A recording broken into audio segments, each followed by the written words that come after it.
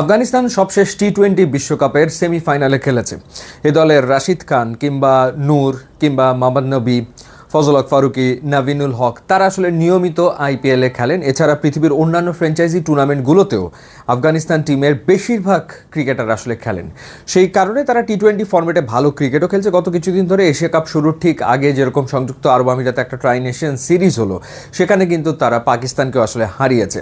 তো রিসেন্ট সময় তাদের টি-20 পারফরমেন্স ডেফিনেটলি ভালো, কিন্তু দলটার ভেতরে ওভার কনফিডেন্ট ভাবটা কিন্তু ডেফিনেটলি আছে এবং সেটা মাঝে মাঝেই তাদের কথার ভেতরে আসলে প্রকাশ পায়। যেমন সোশ্যাল মিডিয়াতে আসলে দেখছিলাম রাশিদ খান নাকি বলেছেন যে কারিম জানাত তিনি সাকিব আল হাসানের চেয়ে বেটার অলরাউন্ডার। মানে কার সাথে কার তুলনা, কিসের সাথে কিসের তুলনা? সাকিব আল হাসান যেই সময়ে পৃথিবীর বিশ্বসেরা অলরাউন্ডার হয়েছে, তখন আফগানিস্তান আন্তর্জাতিক ক্রিকেটে মাত্র পা রেখে তারা আসলে নিজেদের একটা অবস্থান তৈরি করে নেওয়ার চেষ্টা করছে। সেই সময় সাকিব আল হাসান বিশ্বসেরা অলরাউন্ডার। তো অল অফ এ সাডেন এরকম একটা মন্তব্য করে বসা যে কারিম জানাত তিনি সাকিব আল হাসানের চেয়ে বেটার অলরাউন্ডার, এটা সত্যিকার অর্থেই হাস্যকর। বা আফগানিস্তান টিমের পক্ষ থেকে বলা হয়েছে বা রাশিদ খান বলেছেন যে এশিয়ার দ্বিতীয় সেরা দল হচ্ছে আফগানিস্তান, এরকমটাও তারা বলেছে। Over confident. র্যাঙ্কিংয়ের দিকে যদি আমরা তাকাই, সেখানে 7 নম্বরে রয়েছে শ্রীলঙ্কা, 8 নম্বরে রয়েছে পাকিস্তান, এই মুহূর্তে 9 নম্বরে রয়েছে বাংলাদেশ এবং 10 নম্বরে রয়েছে আফগানিস্তান, আর ইন্ডিয়া রয়েছে 1 নম্বরে। তো এই যে এরকম একটা কথা বলা, যেহেতু তারা টুকটাক টি-20তে রেজাল্ট পাচ্ছিল, সেই কারণে তাদের ভেতরে ওই অতিরিক্ত আত্মবিশ্বাসটা তৈরি হয়ে যায়, যে কারণে রাশিদ খান এরকম বলে বসে যে তারা আসলে এশিয়ার দ্বিতীয় সেরা দল।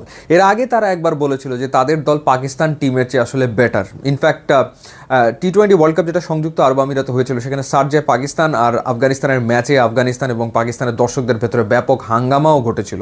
এরকম ঘটনাও আসলে ঘটেছিল, কারণ অতিরিক্ত কনফিডেন্সের কারণে এক ধরনের হামবড়া ভাব দলটার ভেতরে তৈরি হয়েছে, কিংবা দলের সমর্থকদের ভেতরে আসলে তৈরি হয়েছে। কিন্তু বাস্তবতা একেবারেই ভিন্ন। অনেকেই ভেবেছিল যে হ্যাঁ, আফগানিস্তান এবার ডেফিনেটলি এবার এশিয়া কাপে অনেক ভালো করবে, সুপার 4-এ তারা খেলবে বা তারা ফাইনাল পর্যন্ত যেতে পারে, কিন্তু আসলে বাস্তবতা একেবারেই ভিন্ন। এবং এশিয়ার দ্বিতীয় সেরা দল হিসেবে নিজেদেরকে দাবি করা আফগানিস্তান পরপর 2 ম্যাচে বাংলাদেশ এবং শ্রীলঙ্কার কাছে হেরে তারা আসলে সুপার 4-এই খেলতে পারছে না। সো এই কারণে এই ব্যাপারটা খুবই গুরুত্বপূর্ণ যে ওভার কনফিডেন্ট না থাকা বা এই অযথা অহংকার যেটা করা, সেই অহংকার সবসময় পতন যে ডেকে আনে, এবারের এশিয়া কাপে আফগানিস্তান দলের ক্ষেত্রে আসলে সেটাই আমরা দেখলাম।